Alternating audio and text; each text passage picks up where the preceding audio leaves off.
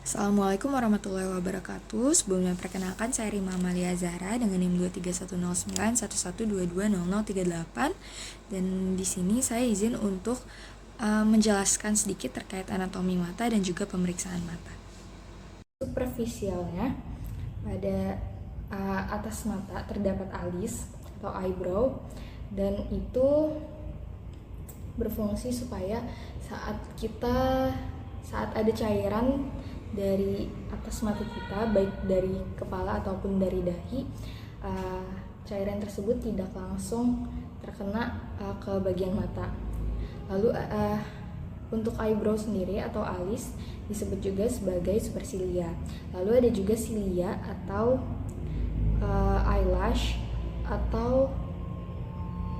eyelash itu untuk melindungi bagian mata juga. Lalu ada kelopak mata bagian atas atau palpebra superior, dan juga kelopak mata bagian bawah yaitu palpebra inferior. Lalu di bagian samping ini ada commissura lateralis dan juga commissura medialis. Di sini ada juga caruncula lacrimalis yang menjadi tempat dari keluarnya kelenjar air mata atau air mata. Lalu di sini terlihat ada pupil, iris, dan juga ada sklera gitu. Nah, sklera ini bagian putih-putih dari bola mata kita. Lalu ada juga iris. Iris ini bagian yang mengatur banyak atau sedikitnya jumlah cahaya yang masuk ke dalam mata kita, dan pupil ini bagian hitamnya. Jadi pupil ini sebenarnya bagian yang terbentuk oleh iris. Jadi misalnya jadi saat ada cahaya yang dipantulkan ke bagian mata kita secara langsung gitu, maka pupil itu akan mengecil gitu. Lalu kemudian selanjutnya ada terkait glandula lacrimalis atau kelenjar air mata. Glandula lacrimalis sendiri terletak di bagian lateral dari palpebra superior. Nah, di sini terdapat glandula lacrimalis. Terus ada juga ductus lacrimalis. Lalu di bagian medialnya dekat dengan hidung terdapat canalis lacrimalis superior. Ada juga yang canalis lacrimalis inferior. Lalu ada punctum lacrimalis. Dan juga di sini bisa kita lihat ada nasal cavity, ductus nasolacrimalis, dan juga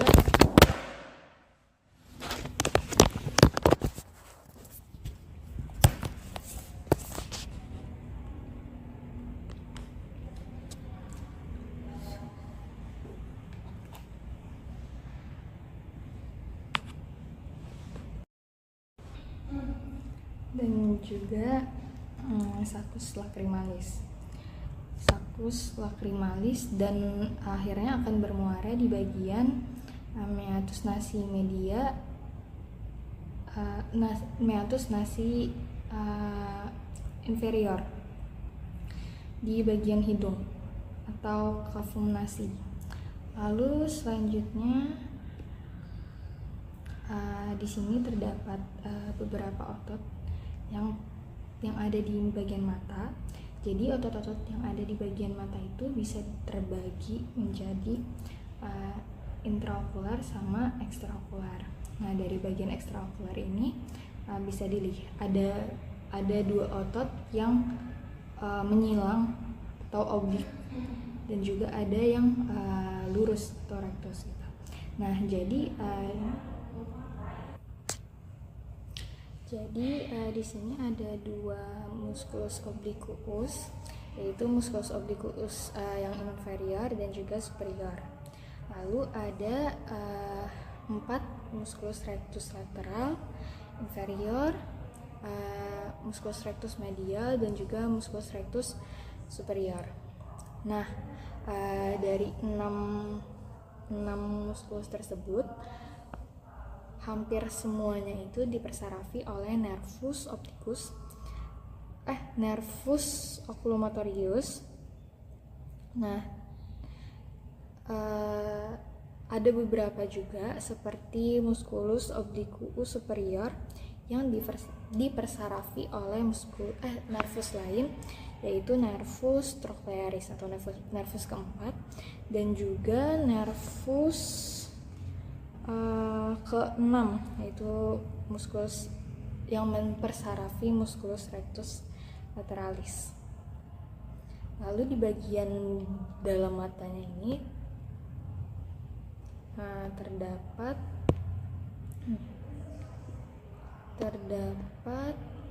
musculus lain juga, yaitu musculus ciliaris. Nah, musculus ciliaris ini berfungsi juga atau berperan juga dalam proses akomodasi atau fungsi akomodasi dari mata kita. Jadi akomodasi itu ketika mata kita berfokus kepada suatu objek, baik objek itu dekat ataupun jauh gitu.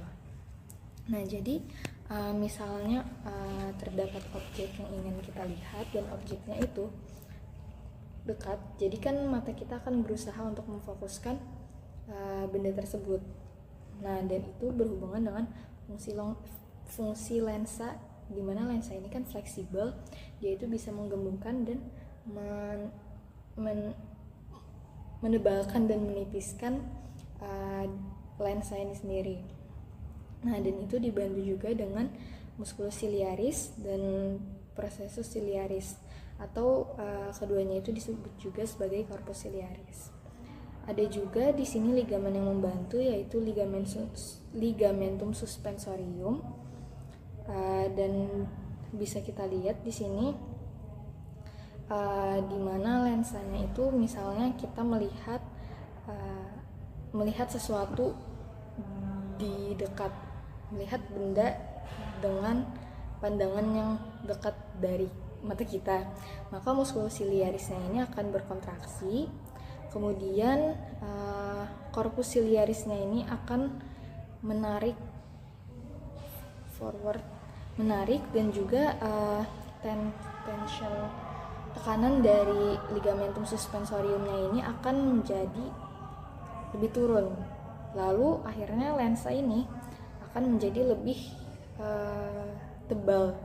Sedangkan kalau kita harus melihat ke jarak yang lebih jauh, maka musculus ciliarisnya ini akan relaksasi, dan juga ligamentumnya ini akan meningkat tekanannya.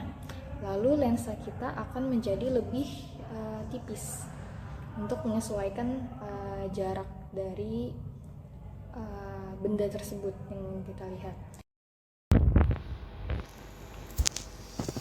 Untuk pemeriksaan mata sendiri, yaitu di sini ada pemeriksaan visus yang pertama, yaitu dilakukan dengan yang pertama seperti biasa, yaitu melakukan aspek komunikasi dari anamnesis sendiri, lalu kemudian menyiapkan kertas optotip Snellen dengan jarak 6 meter, lalu mengatur penerangan yang cukup. Lalu meminta pasien untuk menutup mata yang tidak diuji untuk ditutup menggunakan tangan, dan diusahakan untuk tidak ditekan. Lalu mata kanan bisa diperiksa terlebih dahulu. Kemudian pasien juga membaca huruf yang tertulis pada Snellen, mulai dari deretan yang paling atas sampai paling bawah. Lalu deretan huruf kecil yang masih dapat sampai deretannya yang huruf terkecil itu yang masih dapat dibaca tanpa ada kesalahan. Lalu diulangi lagi untuk mata selanjutnya, dan akan dilakukan interpretasi dari hasil pemeriksaan. Dan selanjutnya ada pemeriksaan yang berkaitan dengan segmen anterior mata, tekanan bola mata, dan juga segmen posterior mata. Untuk yang pertama yaitu dilakukan aspek komunikasi dari anamnesis terlebih dahulu, lalu dilakukan persiapan dari pemeriksaan, informed consent, dan juga pemeriksaan terkait pasien dipersiapkan untuk duduk berhadapan dalam jarak jarak dalam jangkauan pemeriksa. Lalu yang pertama diperiksa bagian palpebra dan juga aparatus lacrimalis, di mana yang pertama itu dilihat keadaan kulit palpebra, visera palpebra, simetrisitas dan juga arah dari margo palpebra. Lalu kemudian diperiksa juga bulu mata superior dan inferior, apakah teratur atau tidak, apakah ada kotoran atau tidak, dan juga bagaimana pertumbuhan bulu mata. Lalu diperiksa muara saluran lacrimal atau punctum lacrimalis, dan juga dilihat juga margo palpebranya, bagian nasal yang atas dan bawah ada atau tidak, dan apakah bisa membuka dan apakah tertutup. Lalu periksa di kulit di atas bagian sakus lacrimalis, apakah terdapat benjolan atau tidak, dan jika terdapat benjolan apakah terdapat nyeri tekan atau tidak. Dilihat apakah ada tanda-tanda radang dan juga dilihat fistula. Lalu kemudian dilakukan pemeriksaan segmen anterior, yaitu yang pertama pasien diminta untuk memandang lurus ke depan. Lalu diperiksa bagian konjungtiva bulbinya, lalu bagian konjungtiva palpebra inferior dengan meminta pasien untuk melihat ke atas, lalu kelopak matanya itu ditekan, kelopak mata bawahnya itu ditekan dan ke arah bawah dengan jempol pemeriksa.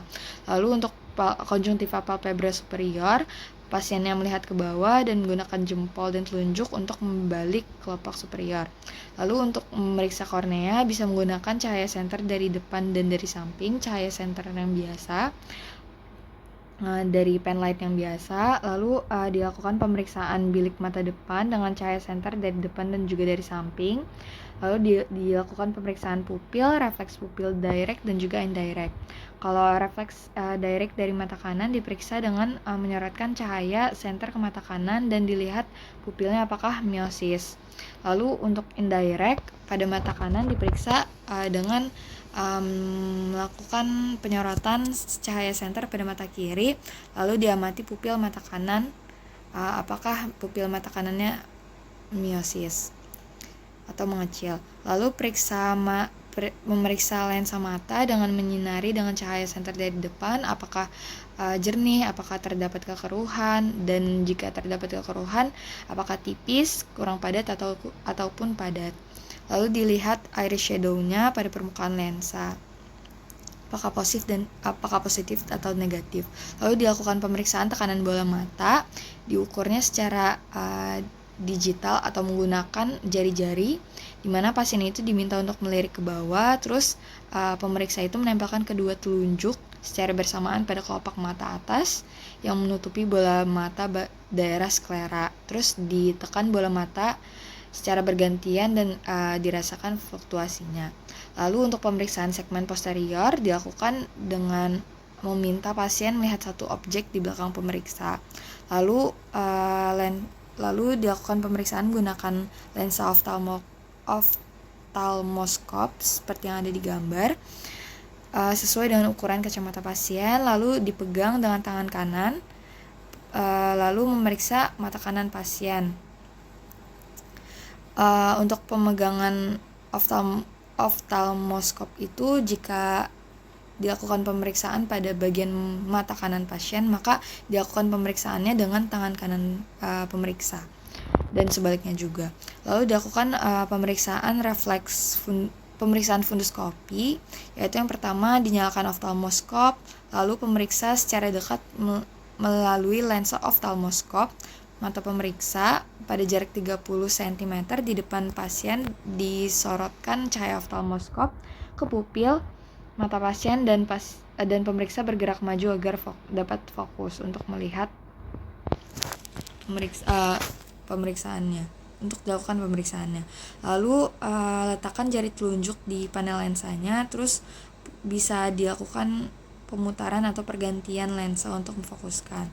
Lalu kemudian dideskripsikan hasil pemeriksaan yang ditemukan, bagaimana diskus atau papil dari nervus opticusnya, pembuluh darah retinanya, baik arteri dan juga vena, serta dilihat bagian makula dan juga foveanya. Lalu yang terakhir adalah melakukan pencatatan dari hasil pemeriksaan. Mungkin sekian dari saya, mohon maaf jika terdapat salah kata Assalamualaikum warahmatullahi wabarakatuh.